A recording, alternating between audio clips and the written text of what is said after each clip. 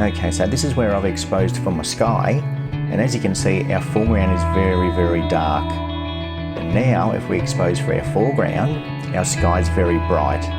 So this is the perfect reason why we would want to do multiple exposures and do some exposure blending.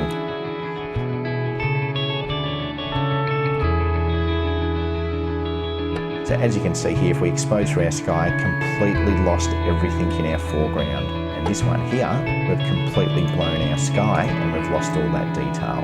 Brighter exposure on top, create a layer mask, come up to our channels, hold the Control or Command button, RGB, and then with a black brush, and we're just going to paint out that sky.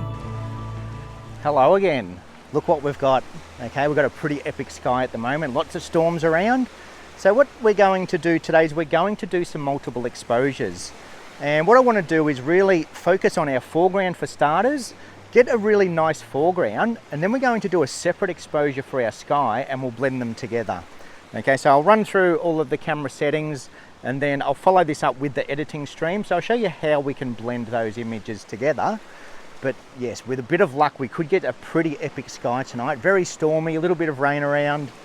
Not the most interesting foreground in the world, but you know, we're not in epic locations, okay? We're going to take photos. This is just the local beach or the local rocky area for me. You know, no massive sea stacks, no mountain ranges. But what we're going to do is, with a wide angle lens, really emphasize our foreground and really get in close to our foreground and do multiple exposures. We're going to expose for our foreground, expose for our sky, and hopefully get some pretty epic shots. So we'll run through our camera settings, I'll run through composition, and let's see what we can come up with. Okay, so here's my composition, and as you can see, we're shooting directly into the sun, and I've just got a couple of rocks to both the left and the right pointing towards my sunset. Now I know the tide's on its way out, so I'm going to wait for that tide to get a bit lower, and then we'll get some nice rocks on the right hand side and some nice rocks on our left hand side. And all I'm going to do is time it so we get the waves crashing over the rocks for our foreground, and then I'll do another exposure for our sky. So I'll show you exactly what's going on the back of the camera. Okay, so there's my composition, and as you can see, the sky's looking pretty epic. So no filters on, it's getting fairly dark that we won't need a filter. So what I'm going to do is I'll show you the back of the camera, and here's what we've got framed up. And by focusing roughly halfway into the frame, everything should be nice and sharp. Okay, now I'm going to turn my aperture up because I want that ½ second exposure. So somewhere around about there is what I'm looking at. And I'm just going to wait for a wave to roll in and get my foreground exposure first. Here come some nice waves now. So we'll get those waves as they crash in, add some nice textures to the water. And then we'll get this one as it runs out, and you'll see all that whitewash as it starts to run out. We'll also make some nice patterns. Okay, and now all I'm going to do is speed up my shutter speed until my sky isn't clipping. So somewhere around about there, and there's our exposure for the sky.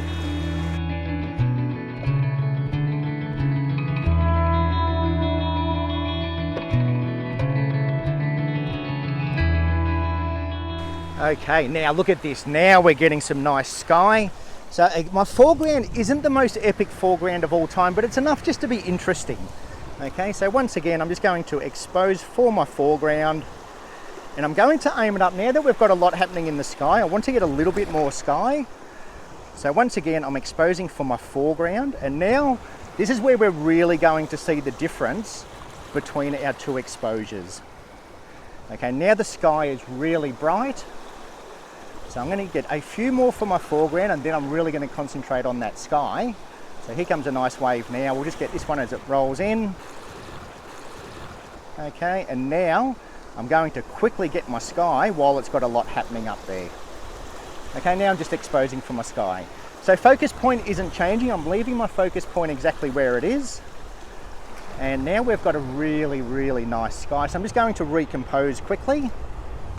And now I really want to get the reflections on the rocks. So as the tide goes out, we'll get some nice reflections on the rocks, and that's looking really nice. So now I'm just going to speed up my shutter speed, expose for that sky, get that shot. Now, because everything's happening directly in front, I'm going to go into portrait mode, okay? And we're going to shoot in portrait mode because that'll give us a little bit more sky. Okay, so if we look at the back of the camera now, that's exposed for the sky, and as you can see, we've got absolutely no foreground at all. So this is where it's a good idea to do multiple exposures and then just expose for our foreground, because we're shooting directly into the sun, and then we'll get that shot there as the waves crash in. Okay, so trying to capture it all in one exposure is very, very difficult. Okay, so now we're getting close to blue hour. Okay, we're starting to get, don't know how well the phone will pick it up, but there's pinks and there's purples, there's blues and oranges. We're starting to get close to blue hour. So I'm going to stick with this composition because it works. I don't want to get out on the rocks at this time of night. I'm going to play it fairly safe. So now that we're into blue hour, look at that sky.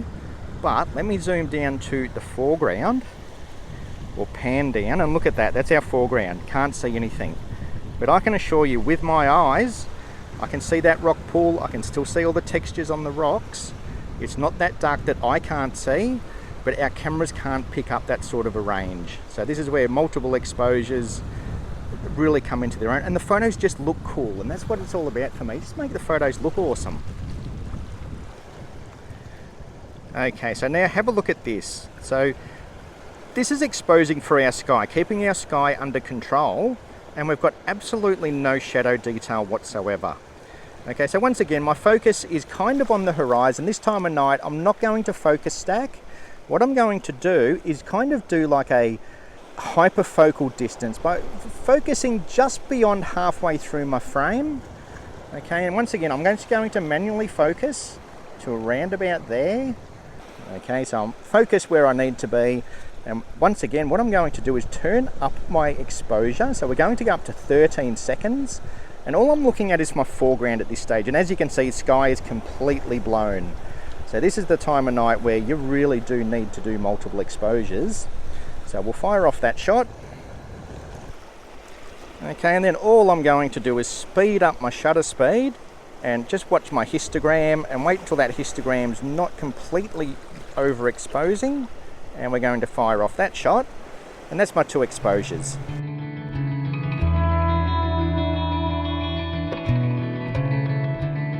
Okay, so now time for the editing, and I'm going to keep this very simple because it's simple and effective, and that's what I'm sort of here for.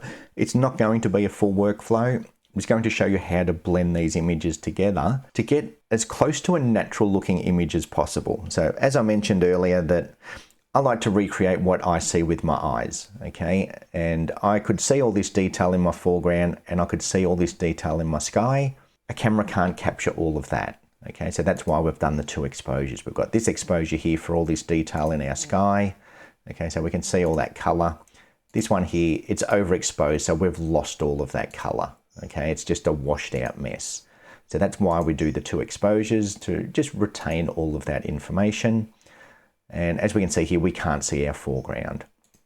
So what I'm going to do is blend these 2 together. And the way I like to do it is, first thing I'm going to do is do a basic edit on my first image. So in this case, I'm going to go Adobe Landscape. I'm going to bring my highlights down by around about 50%, lift my shadows by about 50%. Blacks and whites, we can leave them for now. We'll adjust them later. All I want to do is just bring back a little bit of dynamic range. We could probably just change our white balance as well. Whatever we do here, we're going to sync to the other image. So everything is going to be very similar. Okay, so somewhere around about there. Don't need to do a lot. When it comes to blending images, you just want them to be as close to each other as possible. And we're going to create another raw file, essentially. We're going to create a blended image, so then we can start our editing process. Okay, so that's that one. And now all I'm going to do is hold Control or Command on the keyboard and select my darker exposure. Okay, so that's the darker exposure. That's the brighter one. Actually, the only other thing I will do is my lens correction. Okay, so I do always apply a lens correction. And then what I'm going to do is press Sync, check all, synchronize. Okay, so now everything I've done here is synced over to this image. Now what I want to do is get the two exposures as close to each other as possible, but still have our sky and our foreground slightly different. Okay, so for my foreground, I am going to bring it down. It's just a little bit too bright. The reason it was bright because I was trying to get that half a second exposure, so I've deliberately overexposed, and just to get as much detail as we possibly can. Okay, so I'm just going to bring that down just a little bit. And same with our sky. What we're going to do is click on our sky image, and we're just going to bring that up a little bit. Okay, so somewhere around about one stop. Okay, so now they're looking a little bit thin. Our foreground is still very bright. Our sky is very dark, but that's fine. Okay, as far as the blending goes, that's kind of that's what we're looking for. Now that we've done those two adjustments, we've synced up our white balance, we've synced up our highlights and shadows. We're going to right click with these two images selected. We're going to go to edit in, and we're going to open as layers in Photoshop. Okay, so now we've got our two layers open in Photoshop, and as we can see over here to the right, there's our two images. So the top image is our brighter exposure for our foreground, and the one underneath is our darker exposure for the sky. So essentially what we want to do is with this top layer, what we want to do is remove this sky to show the sky that's underneath, because this is the sky that has all our detail. Okay, so now for this process to work, we want our brighter exposure on top. So if your images come in and you find that the darker exposure is on top, we can just simply click and drag. So we can grab our brighter one and we can place that on top. And the way we're going to do this is with a luminosity mask. No plugins required, no downloads required. This can all be done within Photoshop. All we need to do is if we go down to our masking tools, so this is our layer mask down here, this square with the circle in it, click on that, that's going to create a layer mask. Now, with that layer mask selected, what we're going to do is go to our channels, click on channels, and then we're going to hold our control button or command button on a Mac and select RGB. And what that's going to do is create a luminosity mask. So a luminosity mask is selecting the brightest parts of our image. Okay, so now if we go back to our layers and still got that layer mask selected, we're going to grab a brush tool. So brush tool over here to the left, and we want to make sure we're on a black brush. So we can either alternate between black and white with the arrows, or X on the keyboard, we'll go black and white. We want our opacity at 100%, our flow at 100%, and our smoothing at 0. Okay, and then just square bracket keys will make your brush bigger or smaller. Okay, if we right click, we can make sure our hardness is at 0. Okay, so important that we have our hardness down to 0. That will make a softer, smoother brush. And now all we need to do is start painting over that layer mask. And as you can see, it's blacking out that top layer to reveal the one that's underneath. And just like that, if we press Control and D, that will deselect all those marching ants. And now we've blended in that sky. So now we've got our foreground and we've got our sky perfectly blended. Okay, and even if we zoom in over on the detail here, this way of blending is still by far and away the most simple and effective way of blending images, because it's only selecting the brightest parts of the image and it's blacking out. And that is as good a blend as you'll get, okay, without downloading your luminosity plugins. Okay, all done within Photoshop, no need to do anything. Now we're starting to recreate what we actually see with our eyes by having all this foreground detail and having all that sky detail. And then from there, all we need to do is go up to layer, flatten image. Okay, and now we've essentially got a raw file to start with. So what I'm going to do is hit File and Save. And then what that will do is save that back into Lightroom. So then if we want to use Lightroom to finish the process, we can do it through there. Now let's move on to the next image, because this one's an even more extreme case. So if I put on that clipping warning again, as you can see, completely blown out our sky. So this is very late in the evening. Sky is foreground is very dark and sky is very bright. So as you can see here, if we expose for our sky, completely lost everything in our foreground. Okay, so where that's all blue, that means we've got no detail. We've lost all of our shadow detail. And this one here, where it's all red, we've completely blown our sky and we've lost all that detail.